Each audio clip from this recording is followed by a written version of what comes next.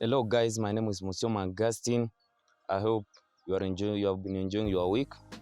And today I thought I should share one of the books which I've been reading. And I thought the concepts from this book would be of much benefit to either you as an individual or your organizations which you are working in.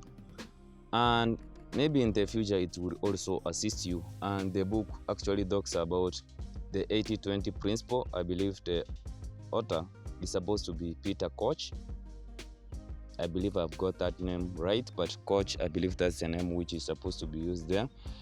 The book actually talks about the whole idea that not everything which we are working on is important, that a few things are important, most are not. That's the main theme of that book. If I can summarize it, it actually says that most of the things which we work on, they do not really contribute much to the overall results, to the overall output of what we are actually working on. Let me use some examples because at least some examples can assist me in sharing the whole idea which I wanted to talk about. And for instance, you are working in a given company, you are salespeople, and if you are working in this company, it actually says that if you are 100 individuals, the revenue which you are going to generate, most of the revenue from these 100 individuals will be generated by either 30 or 20% of you will generate the 80 to 70% of the revenue. So if you are 100 individuals, that of you or 20 of you will generate 80% of the revenue, while the 80% which are remaining or the 70% which are remaining will only generate 20 or 30% of the revenue. That's exactly what this book talks about. At the same time, let me give you another example. Having a business and you are having 100 products. Out of these 100 products, only 20 or 20 to 30 of the products will generate 70 to 80% of the revenue which you will be doing what? Which you will be generating. If you are having 100 customers, only it's 30 to 20 of these individuals who would generate the bulk, that's 80 to 70% of the revenue. Sometimes it may not be the accurate phenomenon, but it will at least be around there. It may be either 90% of the revenue will be generated by 10% of the individuals who will be purchasing your product, or it will be 75% of the revenue you will be receiving from 25% of your clients. That's actually the overall structure of the 80-20 principle. So how will this really actually assist you as an individual? What role will it assist you as an individual? So for those individuals who are doing business, for those individuals who are having some parastatals which they are running, those corporates which they are running, it will assist you in a manner that you would try to focus much of your energy, much of your resources, much of your time on those resources which are producing much of the revenue. If you are having a company which most of the 20% of your clients are producing 80% of the revenue, then you will divert your attention to those 20% of your clients.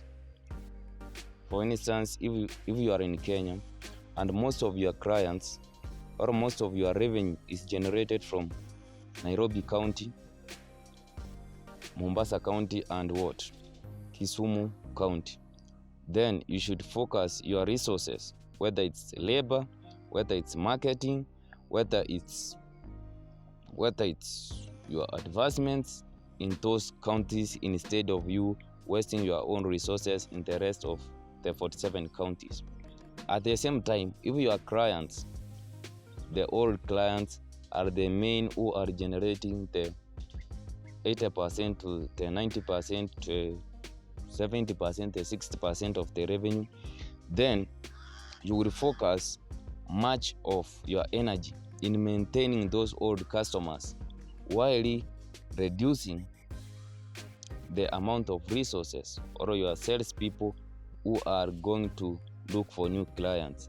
It will be the best investments if you focus much of your energy in maintaining your old clients instead of wasting your much and resources in acquiring new clients, because new clients most of the time tend to argue in terms of prices. But while old clients, if they are maintained and your products have been so of much impact to their own lives, then in terms of even prices, they don't tend to argue so much. So that's another important reason why we should be focused so much on the 80-20 principle. At the same time, if you are having a big company and your intentions is to make it more efficient, you should focus on what are those important departments which are playing a greater role in ensuring that your company is running efficient. And once you come up with those important departments, then you will find out that there are some departments which are of no importance, and these departments have overhead costs. And if you eliminate those departments which are of less importance, then it will reduce the wastage. At the same time, the extra resources which will be made available due to these departments being demoted, they will be invested in those departments where the products, where the services are generating most of the revenue from, and it will ensure the prosperity of your business. So for those individuals who want to apply the 80-20 principle, I believe from these concepts it will be of much importance if you have at least an overview of why this 80-20 principle is of much benefit to you as an individual, to your own business, to your own parastatal, to your own country. And that's really the main assumption, or that's the main idea which I wanted you as an individual who is watching me to at least have an overview of it.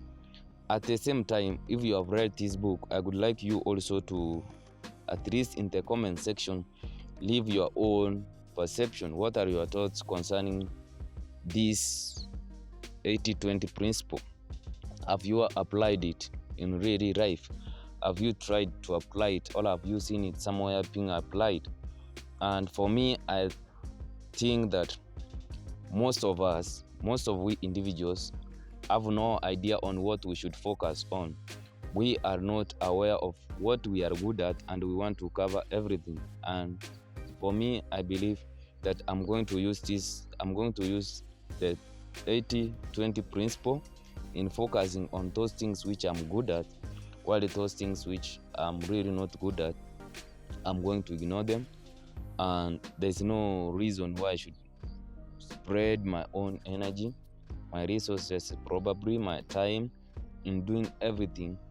And in the real sense, most of those things are of no benefit to my whole life, and there's nothing I can gain.